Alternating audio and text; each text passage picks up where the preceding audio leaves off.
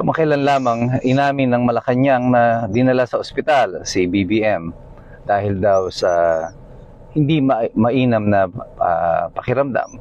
Later on, lumabas si BBM at inamin niya na siya ay merong sakit na diverticulitis. Anong implikasyon ng karamdaman ito ng Pangulo sa pangkalahatang larawan ng politika sa Pilipinas? Ito po muli si Attorney Mike Operario at pag-usapan natin yan sa araw na ito. Sabi ni Attorney Guanzon, overdose daw ito. Sabi ng Malacanang, diverticulitis. Sabi ni Claire Castro, walang dapat ikabahala. At the President is back doing his job. Ano nga ba ang totoo? Well, ano man ang tunay na karamdaman ng Pangulo, ang mahalaga nito ay ang kanilang pag-amin na siya ay na-ospital. Ang ganyang sinasabi, kung totoo ito na ang sakit niya ay diverticulitis, hindi po ito normal na karamdaman na parang sinasabi ni Claire Castro na dahil sobrang sipag ng presidente, ay nagkaroon siya nito. Ang stress po ay hindi nagiging sanhi ng diverticulitis. Ito ay isang sakit na kung saan nagkakaroon ng pamamaga o nagkakaroon ng mga bukol ang iyong bituka at nagiging mahirap sa iyo ang pagdumi. Ito po yung discomfort na sinasabi ni Claire Castro. Hindi po ito parang sipon o ubo na parang na-acquire mo lang kahapon at after 3 days ay wala na. This is a disease that is cumulative in its effect. Pangmatagalan po ito at ang tanging lamang pong nagiging solusyon dito ay isang operasyon. Marami pong mga factors kung bakit ito ay nagkakaroon ng isang tao. Hindi po kasama dyan ang stress. But well, generally, lahat naman po ng klase ng disease na meron tayo ay pwede mong i-relate sa stress over time. But hindi po stress ang direct result, ang direct na dahilan po nito. Ang diverticulitis po ay nakukuha dahil sa iyong genetics or di kaya ay sa iyong lifestyle, sa diet, sa mga drugs na iniinom mo or ini-intake mo. Kaya po kadalasan ng mga nagkakaroon ng sakit nito ay marami sa kanila ay mga atleta. Isa sa pinakasikat na atleta na nagkaroon nito ay si Brock Lesnar ng WWE at later on sumali sa UFC.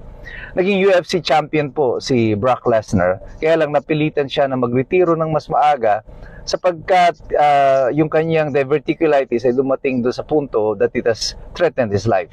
Yes, this is a life-threatening disease kung hindi po maaagapan. At si Brock Lesnar po, matapos siya magretiro, inoperahan siya, pinutol ang ilang bahagi ng kanyang bituka at pagkatapos, after a few years, ay bumalik din naman siya. At pagkatapos nagretiro ulit dahil nga bumalik yung kondisyon niya doon sa kanyang diverticulitis. So itong sinasabi ni Claire Castro at saka ni BBM na parang okay lang siya, hindi na siya mamamatay. Well, kulang ang kanilang detalye. And because this disease na meron siya is not an ordinary disease. This is a life-threatening disease if not properly treated. Ano nga ba ang tamang kondisyon niya? Nagsasabi ba sila ng totoo sa taong bayan kung ano ang meron siya? Ang importante dito ay yung implikasyon nitong pag-amin nila na meron siyang sakit, which could be life-threatening. Well, ang effect po nito ay lalong hihina ang liderato ni BBM sa maraming kadahilanan. Una, dahil sa huling mga survey, kitang-kita na patuloy ang pagsadsad ng popularidad ng Pangulo. Ang kanyang approval rating, trust rating, at overall performance rating ay lahat ay bagsak. It's in the negative. Ibig sabihin, mas maraming mga Pilipino ang ayaw na sa kanya. The popular base of the president is already gone. Maraming Pilipino, kitang-kita nyo naman, even his public appearances. Halos ayaw siyang lapitan o hawakan ng mga taong nasa kanyang paligid. Dahil dito, yung kanyang political stock ay na dapat nagmumula lamang doon sa mga taong naniniwala sa kanya, ay wala na. Is virtually gone and watered away. Ngayon, kung ako yung kandidato na i-endorso ni BBM, matatakot ako. Kasi baka ang pag-endorso ni BBM ay magiging kiss of death. Ito ang dahilan kung bakit ang administrasyon wala pa po silang mapisil na magiging successor niya. Sapagkat tila walang mga politiko ang nais na magmana ng legasiya na iiwan ni BBM. At kung sila ang i-endorse ni BBM, mas malamang matalo pa sila. Ganyan-ganyan nangyari dito sa mga senador. ng administrasyon. Dahil sa mga endorsement ni BBM, ay lalo pang nagkatalo. At yung iba nga noon, nasa gitna ng kampanya, parang gusto na nga daw na huwag nang palabasin si BBM sa kanilang mga kampanya. At tama naman po sila. Ikalawa na dahilan ng kanyang paghina ay itong kanyang physical na kondisyon. Kung ang kanyang mga kapanalig ngayon ay naniniwala na si BBM ay may malubhang karamdaman, which is life-threatening, they know that their position is also threatened. Kasi pag namatay si BBM, o mawala siya, o mapilit siya mag-resign dahil sa kanyang karamdaman, si Sara Duterte ang papalit. At ngayon, tinitimbang na nitong mga politiko kasi kung si Sara Duterte ay uupo at mawala si BBM within 2026, ay hindi pa nila na-i-impeach si Sara Duterte, they will all be in trouble. So right now, everyone is posturing kung paano sila tatalon sa partido nila Sara Duterte. Baka mapaaga magpahayag sila ng mga suporta dito sa administrasyon ni Sara kasi very uncertain ang future nila with BBM. Wala po itong pinag-iba in the animal kingdom, kagaya po sa mga leon, even sa mga chimpanzees, o sa gorilla, mga gorilla. Kapag ang alpha male, sa mga leon, yung the king, the lion king, the leader of the tribe, ay nagpakita na ng kanyang kahinaan, other lions begin to challenge yung leon na yun, and eventually they are ousted. So the alliances in the pride or in the group also changes yung dynamics na yan. At wala pong pinag-iba yan sa politika natin sa Pilipinas. Ang alliances po ngayon, with this uncertainty in the administration, it is now changing. It is moving. It is shifting.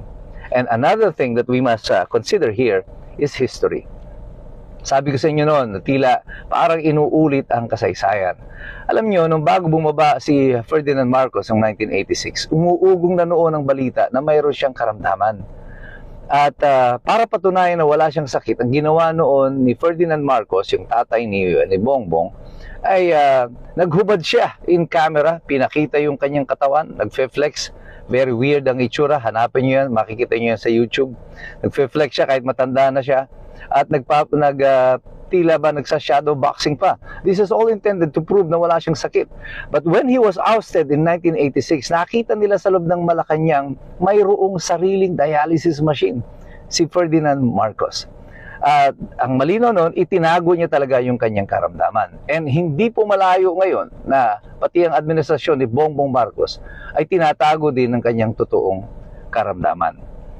History repeating itself. Parehong-pareho, 40 years apart. Today, when Marcos was ousted, he was 68 years old. Today, Bongbong is also 68, turning 68 years old. So, anong meron sa history natin? Inuulit nga ba ito?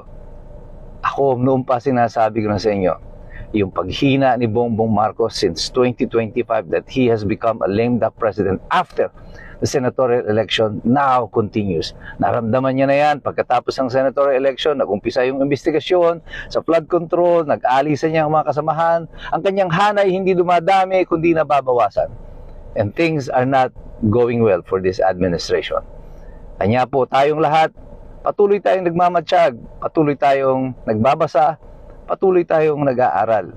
Hindi na tayo maloloko ng administrasyon na ito.